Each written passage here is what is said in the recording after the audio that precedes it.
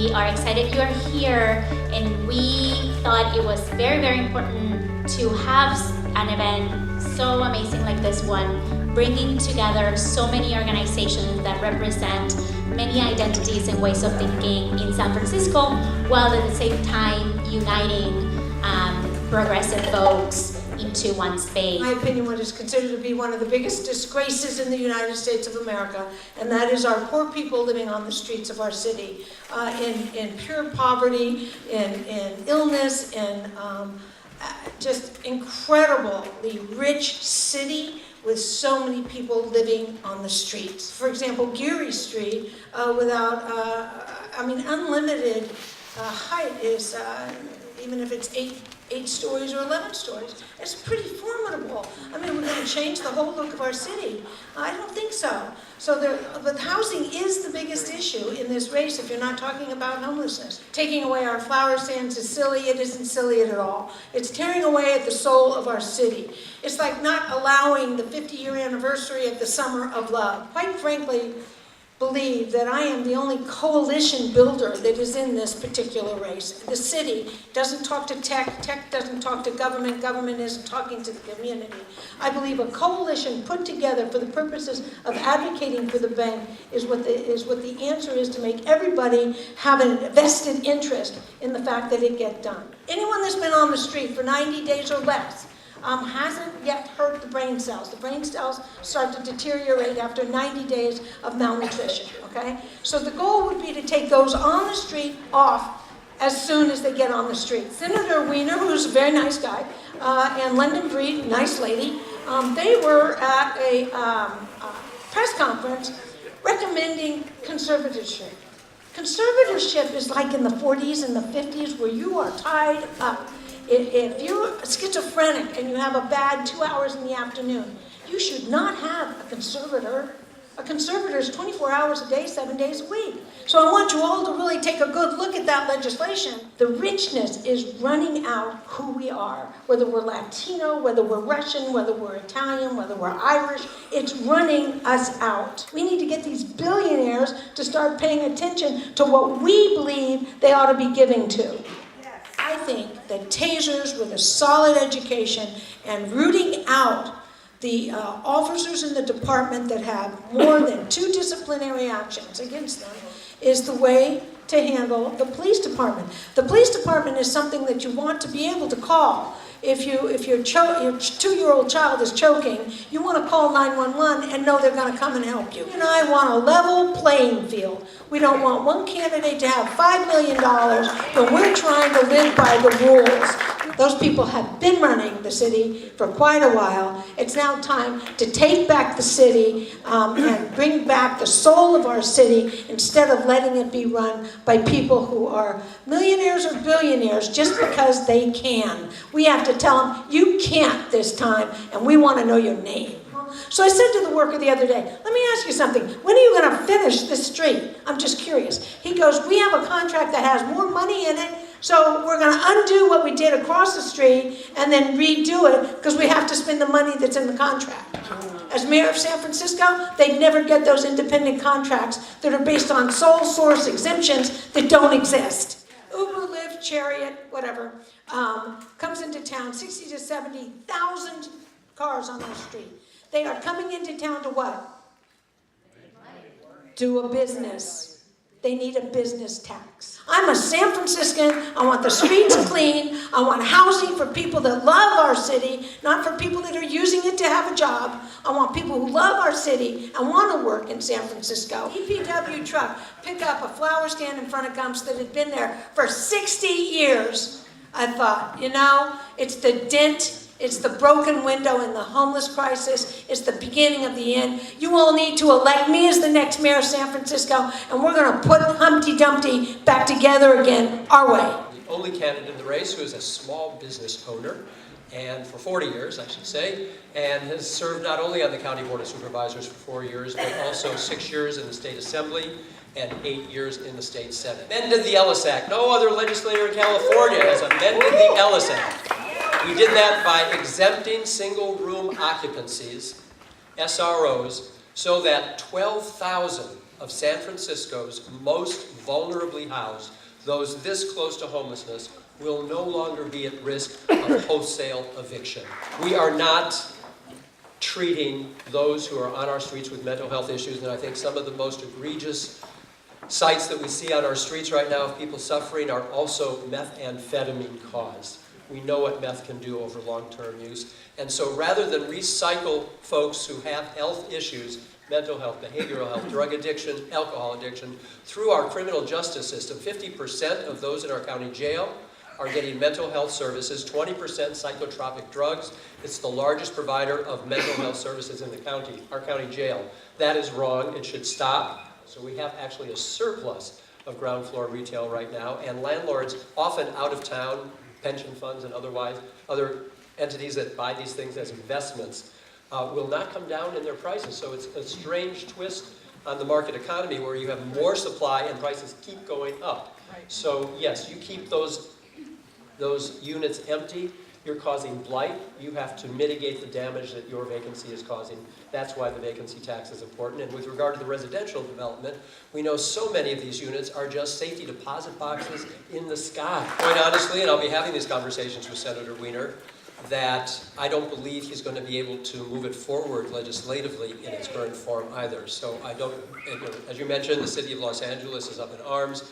Our own planning department has written a very serious assessment of it, and there are real concerns of displacement as a result, as well as no requirement for additional affordable housing. I have authored the Fair Campaign Pledge for this campaign, and I'm so pleased that Amy and Jane and Angela have all joined me in signing this pledge. So I was at Supervisor Peskin's press conference yesterday, fully supporting his new legislation, which will require 24-hour reporting for any contribution into a PAC of more than $10,000, and for us to know specifically not only who gave it, but what their business interests are. Because, and this is the crux of it, San Francisco should know who is trying to influence the outcome of our elections and what their interests are. And that's what we do. I was appointed in 1998 to the Board of Supervisors by Willie Brown, and my friend Tom Amiano challenged him the very next year. You could say you should have just abandoned the guy who appointed you and gave you public office. I did not. I'm not going to go through each one by one, but also there's no mention of the fact that I'm endorsing this year Raphael Mandelman, and I've been an early endorser of his. I'm supporting Matt Haney in District 6. And I supported Hillary Ronan in District 9 last year. I have relationships all around the city. And so many of these people either gave me public life or were endorsers of me. And in this political world, oftentimes loyalty means something. We're here fighting for those without a voice, those who are at risk of displacement. I fought for foster youth and for prisoners in solitary confinement, for renters who are at risk of eviction, for those who suffer discrimination in housing, employment, and public services. That is the spirit that I will bring to the office of mayor. I'm feeling, after listening to the other candidates tonight, that truly the future is looking brighter for our city. Are you feeling that? Yeah, I'm excited about that. And I'm proud to be running as a Democratic Socialist with a hat tip to Bernie Sanders. I don't necessarily see myself as a politician. That doesn't resonate with me, that terminology. I see myself as a developer and a practitioner of code to support individual, community, and organizational well-being. And you can believe me, if I am your next mayor, we will have a public bank in San Francisco. There has only been one media article. It was an Examiner article on December 20th that was asking all the candidates what they thought about an issue, and it happened to be tasers. Since then, all the reporting from media has been on polling data, the interim mayor drama, and also fundraising.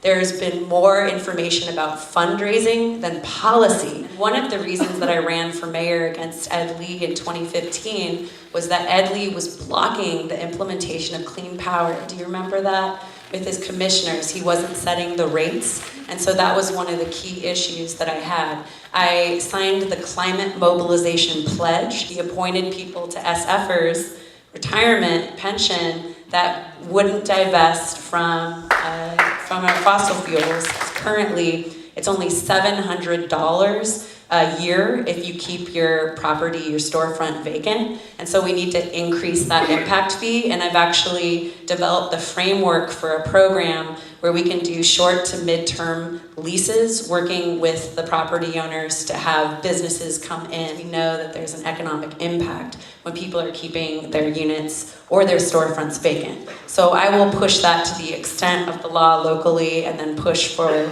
statewide legislation reform to be able to do that. Another thing, I was at Sacramento to support the repeal of Costa-Hawkins to expand rent control throughout the city. And I have to correct something that Angela Alioto said. She said after 90 days, you start to have mental health issues being on the street.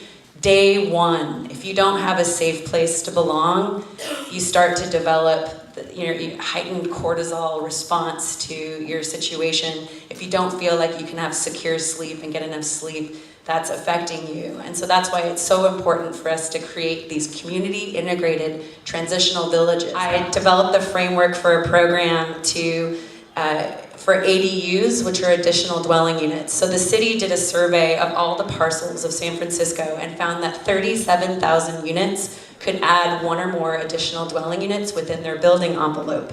And so the idea is that we could go to property owners who have this ability, and we should start with marginalized communities first and small property owners, and say, if you sign here, we will finance and do the construction and building for an additional dwelling unit if you rent to a family in San Francisco or a worker in San Francisco at 30% of their income. We have thousands and thousands of units that were taken off the market illegally by Airbnb, and we have thousands of units that are just sitting there unoccupied. Everybody's talking about, are you gonna build 5,000 units a year as mayor? Well, guess what? There are already 45,000 entitled projects in San Francisco already, so we need a mayor who's going to be able to do the work organizationally to streamline the permitting process. And so it's not really an issue of whether or not you can do 5,000 units a year, because we already have those lined up, and it's about how we streamline that process. But it's about activating those empty units like you were talking about and building units that are specifically for affordable housing. Dianne Feinstein is supporting the idea of an additional Bay Bridge. But Dianne, help us out here. What we need is to be able to regulate the TNCs, because if we have tens of thousands of Uber and Lyft drivers coming into San Francisco, they're clogging up our bridges and they're causing a lot of pollution. The thing I think that we need to do is create a new kind of shared transit network in San Francisco. So when we have new development, we should have a shared fleet. People shouldn't be allowed to have private ownership of cars, or it should be quite a fee in order to do so. It would have been a great idea, I think, to be able to appoint someone such as Naomi Kelly, who is the right-hand person to Ed Lee anyway, as the city administrator. We could have used, not had this drama that is now hanging over our heads. And Mark Farrell, oh my goodness, like that just doesn't make any sense to me that he would be our representative right now. Although I do want to work with Mark, and I want to work with him on addressing the encampment crisis, because we do not have to wait till June 6th for all of us to work together to address that. I know very well that I am one of the underdogs in this race, but it's important for me to be in this race because I am bringing up the policy issues. I am talking about how is it that we create actionable initiatives and legislation that we can enact on June 6, 2018. One of the things I'm going to ask you to consider is donating to my campaign so I can actually achieve public financing. If we raise $50,000, we will get $100,000 that we can use in a variety of ways, and I want to use a participatory budgeting process in order to put that into play. So please think about this idea, and then also vote 1, 2, 3 for equity. It's been 15 years since the city has seen a truly open election for the mayor's race. And in the last 15 years, we've seen 400,000 San Franciscans leave the city. Leave either because of the skyrocketing rents, leave to other cities and other regions, or end up unsheltered in cars and on our streets. We've seen our economy grow. You've seen more businesses come to San Francisco at that same time. But I think what is most striking about what's happened in the last 15 years, which really has been a trend throughout this country, is the fastest growing income gap between the rich and the poor in our city. And this is according to the Brookings Institute. I represent the poorest residents of San Francisco, and as of recently, I represent the wealthiest zip code in San Francisco as well. Almost every single tech company that you've heard of resides in our district, and almost every single adult homeless shelter is also in the district that I represent. In the last 40 years, California built 22 state prisons and only built 1 UC and 3 CSUs. And so we've decided the institutions that we invest in, these are our dollars, taxpayer dollars, that young Californians are going to end up into the future. And I run for office because I want to fight back against the trend that we're seeing. We are not just a liberal city, we are also a wealthy city, which means that we can afford to enact dream policies that other municipalities can't even fantasize about, which is why last year I worked with all of you to pass Proposition W to make San Francisco the only city in the nation to make community college free again. I'm proposing that we put forward a $1 billion general obligation bond to go before the voters this year in November and pass something that is going to make an immense difference in building more affordable housing, but also acquiring rent-controlled housing and making them permanently affordable for our middle-class families. We have to treat homelessness not just as an economic issue, and that is largely how the city has treated homelessness over the last 10 years. I actually spent a night in one of our single adult shelters because I wanted to see what that experience was like for many of our residents who live on our streets, and it is an incredibly frustrating process. You wait on line after line after line, and I finally got a bed at next door shelter in the district that I represent, and I spent 14 hours in the shelter, and it is so different from a site visit. And what I saw there was that people are far older and far sicker than I had realized. After that experience, I worked with Barbara Garcia, the head of Department of Public Health, and I fought to get full-time nurses in every single adult shelter in my district. And we saw over 70% decline in 911 calls from our shelters because our nurses were actually able to serve the residents that were coming in. And I'm so proud that San Francisco is a sanctuary city, but it doesn't matter if you can't afford to live here. We have amazingly progressive policies. But if you can't afford to live in San Francisco, you're not going to be protected by our services, our policies, and our positions. I do support a vacancy tax, and I also have our office, along with then Supervisor Eric Marr, was also looking at a second home tax as well, so that we can tax units that aren't someone's first homes here in San Francisco. And so all of those are concepts that I support. There has to be anti-displacement controls to make sure that we're not demolishing existing housing and pushing out existing residents so that we can build bigger, newer, and frankly luxury housing in their stead. I support Clean Power SF and our Community Choice Aggregation Program, and I highly encourage all of our residents to opt in to clean energy and public power here in San Francisco. I'm a strong proponent of congestion pricing. I really believe in it. We've seen it work in cities throughout Europe, not just bring in more dollars for public transit, but also to have to decrease congestion and get less cars on the road. I introduced a measure 6 months ago that is going to increase disclosure and transparency amongst donors that give to independent third-party expenditures, and making sure that we have independent candidates that aren't dependent on the wealthiest corporations and the wealthiest individuals to win. I strongly support public municipal banks. I'm really proud of my track record over the last decade here in San Francisco. I fought to make community college free again here in San Francisco. I fought and won the most affordable middle-income housing, taking on market rate developers and asking to give back more to San Francisco, because we want them to do business in San Francisco, but we don't want them to run San Francisco, which is what we have seen here in the city. My first home growing up here in San Francisco with my immigrant parents was subsidized affordable housing, but that's not the reason why I'm the strongest candidate for affordable housing. I'm the strongest candidate because I have won and negotiated more affordable housing than any city legislator or candidate that has walked in this room. fight for you to push forward progressive revenue measures that is going to be invested back in our city to help regrow our middle class again and support our middle class to stay here in San Francisco.